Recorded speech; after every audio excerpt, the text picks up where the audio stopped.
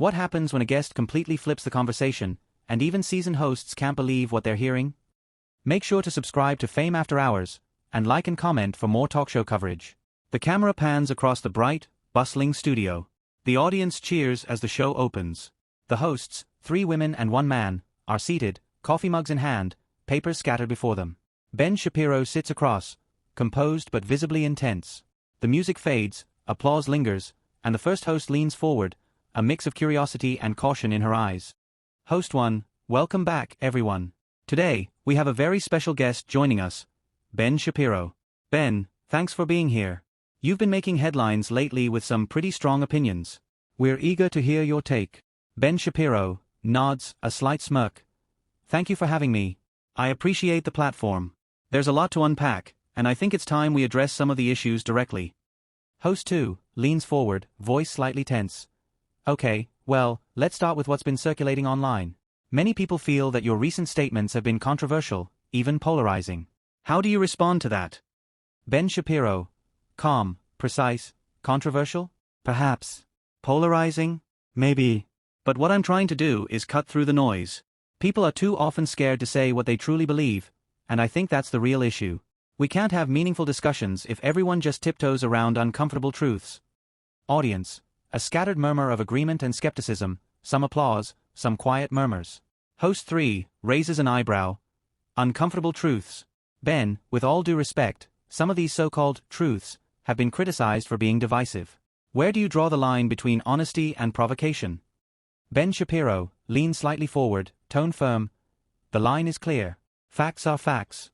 Opinions built on those facts aren't up for negotiation.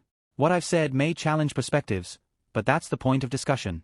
If we're unwilling to challenge assumptions, we stagnate. Host 1 interjects quickly. But don't you think there's a responsibility, especially when millions of people are listening? Words carry weight. Sometimes challenging perspectives crosses into territory that's inflammatory or even harmful. Ben Shapiro, a slight pause, then measured. Responsibility is exactly why I speak carefully.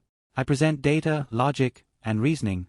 People interpret it in different ways, sure, but the responsibility is to the truth first, not comfort. Audience. Some applause, some murmuring, yeah, that's fair. Host 2, slightly frustrated. Ben, I get that logic and data are important, but this isn't a lecture hall. This is a talk show. People tune in expecting conversation, nuance, and empathy. How do you balance that? Ben Shapiro, intense, hands gesturing slightly. By being honest. Empathy is important, absolutely. But empathy does not mean avoiding facts. You can care about people and still confront uncomfortable realities. That's what most people fail to understand. I'm not here to insult. I'm here to clarify and challenge. Host 3, tilting her head, trying to maintain composure. Clarify and challenge. Right. But some viewers have said your approach feels aggressive, almost intimidating. Are you aware of how that comes across? Ben Shapiro, calm, almost chillingly composed. Intimidation is never the goal. People feel challenged because they aren't used to hearing someone state facts plainly. If that makes them uncomfortable, it's an adjustment problem, not a misstep on my part. Host 1 leans closer, voice rising slightly. An adjustment problem? Ben, let's be real. You're sitting here on national television, thousands watching live, and people are literally reacting on social media while we speak. That reaction is part of the dialogue. Are you dismissing that entirely? Ben Shapiro looks directly at the host, voice firm but steady. I acknowledge it, but I don't cater to it. My job isn't to make people comfortable in their existing beliefs. It's to ensure the conversation isn't diluted, that reality is addressed. If someone's feelings are hurt, I hope it's productive reflection, not resentment. Audience. Mixed reactions.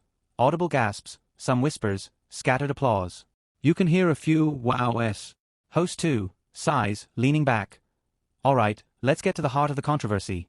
There's been a lot of buzz about your recent commentary on political polarization and media responsibility.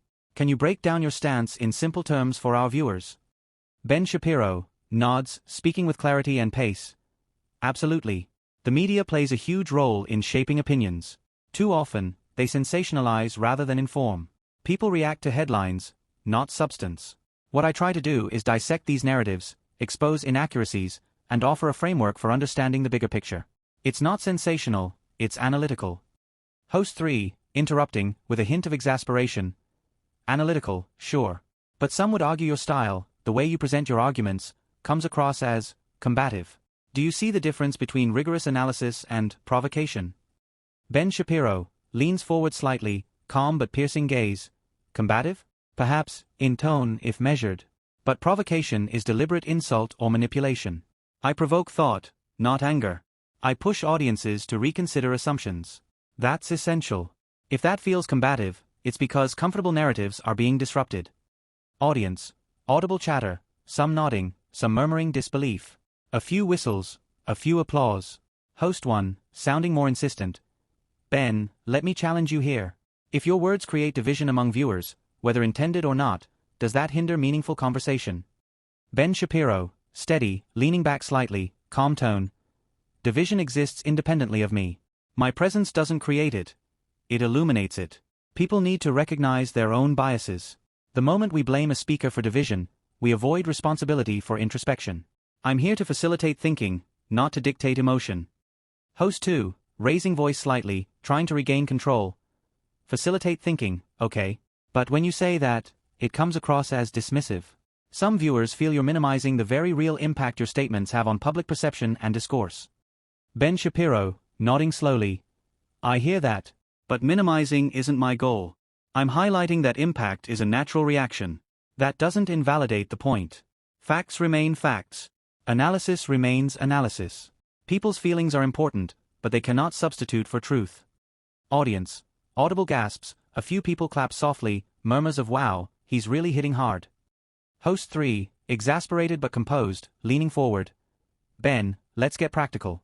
Say a viewer is completely outraged by what you've just said. What's the takeaway for them? How should they process it? Ben Shapiro leans in, voice calm, almost commanding attention. Process it critically. Listen, evaluate, think. Don't react emotionally without reflection. That's the takeaway. If you feel angry, ask why. If you feel provoked, ask why.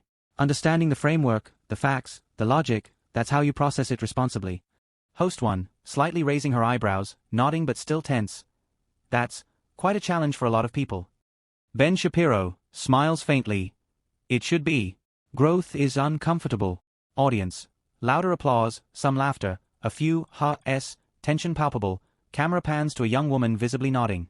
Host 2, voice softer, contemplative. You really don't hold back, do you? Ben Shapiro leans back, folding hands. I don't. And I won't. The point isn't to soften reality, it's to illuminate it. Talk shows are a forum, and this is the kind of discussion people need.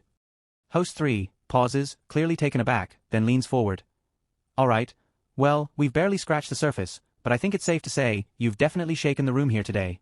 And I think our viewers are already reacting online. Audience. Louder murmurs, some clapping, a few audible oh my god, and laughter. The energy in the studio is noticeably charged. Host 1, looking at the camera, trying to regain control. Ben Shapiro, everyone. And we're just getting started. Camera zooms out slightly as the audience continues murmuring, some taking out phones, capturing the tension. The hosts exchange subtle glances, clearly aware that the first segment has set a highly charged tone for the rest of the show. Camera returns to the studio after a short break, audience still buzzing from the previous exchange. The hosts regroup, trying to steer the conversation, while Ben Shapiro sits poised, almost unreadable, with that intense focus. Host 2. Ben, let's move a bit deeper. You've been very clear about facts and analysis, but some people say the way you present them on air can feel confrontational. How do you respond to the criticism that your style itself divides viewers? Ben Shapiro, slightly leaning forward, calm but firm. Style is secondary to substance. If the delivery is sharp, that's because the point demands precision. If people feel challenged, it's because they haven't engaged fully with the underlying facts. I'm not here to charm, I'm here to clarify. Audience. Audible murmurs, mixed reactions, some nodding, some whispering, he's intense. Host 3, interjecting quickly, voice slightly raised. Clarify, yes, but when you say things like that, it sparks debates online instantly. Social media blows up, and sometimes the conversation turns toxic. Do you consider that when speaking? Ben Shapiro, leaning back, composed. I do. But people react according to their understanding. I cannot control social media interpretations. My responsibility is to state facts, to offer clear reasoning. Anything beyond that is beyond my control. Host 1, sounding frustrated but trying to maintain composure. Beyond your control, sure, but your presence in these discussions amplifies reactions. We've seen clips circulating within minutes. Viewers are commenting, some shocked, some outraged. Isn't amplification part of responsibility? Ben Shapiro, nodding, measured. Amplification is inevitable. If facts are significant, they will spread. That's not a problem. That's awareness. People should engage with the content critically, not emotionally. That's how discourse works. Audience, louder murmuring, some applause, a few "oh wow" comments audible. Host 2, leans in, voice sharper. Ben, let's talk specifics. Your statements on media responsibility, for example. People online are interpreting them as an attack on popular networks, even on shows like ours. How do you respond to that? Ben Shapiro, hands folded, calm. It's not an attack. It's a critique of approach, methodology, and accuracy. Viewers expect honesty, but they interpret it through emotion rather than reason. That misinterpretation is natural, but it doesn't change the point. Facts and transparency are vital. Host 3 interrupts with emphasis. But the tone can feel harsh. Some of our viewers are saying your words are intimidating. Is that intentional? Ben Shapiro, a faint smile, almost cold. Not intimidating. Honest. Clear. Direct. If someone feels intimidated, that's an emotional reaction, not my intention. My focus is discussion, not comfort. Audience. Applause mixed with audible gasps, some people shaking their heads, others whispering, he's really pressing them. Host 1 glances at the co-hosts, then back at Ben. Alright, so here's a scenario. Imagine a young viewer, seeing this exchange, feeling conflicted, maybe upset. What takeaway should they have? Ben Shapiro leans slightly forward. They should think critically. Reflect. Evaluate. Question assumptions. Don't accept emotional reactions as facts. The takeaway is understanding over agreement. The moment we accept comfortable falsehoods, we stagnate. Host 2 pauses, nods slowly, voice quieter. Critical thinking, hard for some, but necessary. Audience. Applause, some laughs, murmurs, overall tension still high. Camera cuts to reactions of viewers live streaming, phones raised capturing the intensity. Host 3 sighs, voice measured. Well Ben, I think that's a message in itself. But let's see how the panel handles it after the break. Our viewers are definitely weighing in online as we speak. Audience claps, a few whistles, energy in the room charged. Camera pans to Ben, composed, almost serene, observing the host's reactions. Camera returns after a quick commercial break. Audience chatter is louder now. Phones are out, clips circulating online. The hosts regroup, clearly aware that the intensity has risen. Ben Shapiro sits calmly, but there's a glint of sharpness in his eyes. Host 1, welcome back, everyone. Before the break, we were talking about critical thinking, facts, and... Well Ben, your statements have really stirred the room. The audience is reacting online, and frankly, the panel seems a bit on edge. Ben Shapiro, slight smirk, composed. I can see that.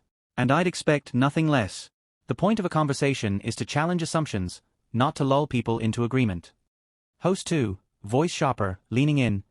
But Ben, people are saying this goes beyond challenge, it feels like provocation. The way you phrase your commentary, especially about media responsibility, some are calling it aggressive.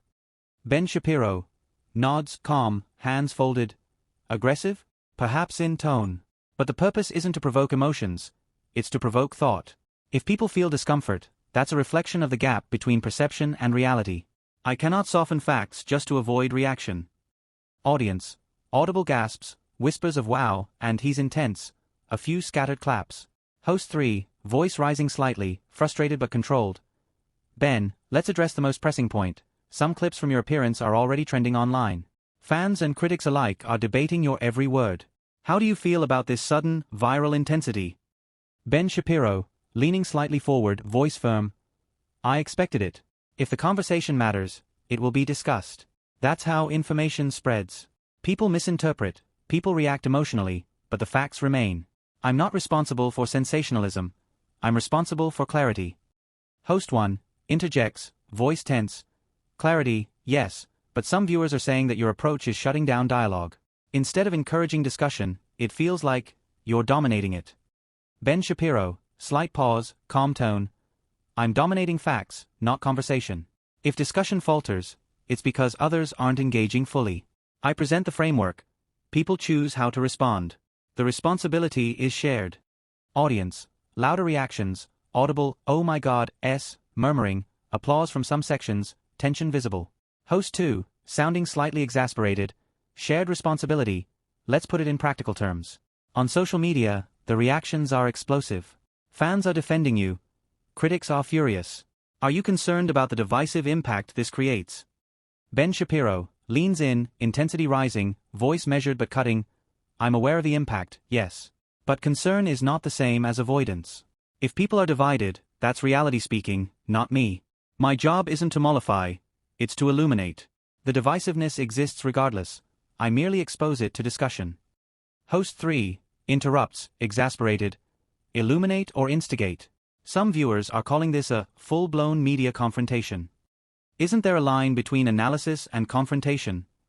Ben Shapiro, steady, piercing gaze, calm. There's a line, yes. I stay on the side of reason. If people call it confrontation, that's subjective. From my perspective, it's honesty, plain, direct, undeniable honesty. Audience. Cheers, some clapping, a few audible wows, the tension palpable, murmurs of, he's really shaking them up. Host 1, voice controlled but sharp. Ben, I think it's fair to say, this is the moment viewers won't forget. You've clearly unsettled the panel, challenged the audience, and, well, stirred up social media. And we've barely scratched the surface of what people are saying online right now. Ben Shapiro nods slightly, calm but confident. Good. The conversation should linger. It should provoke thought.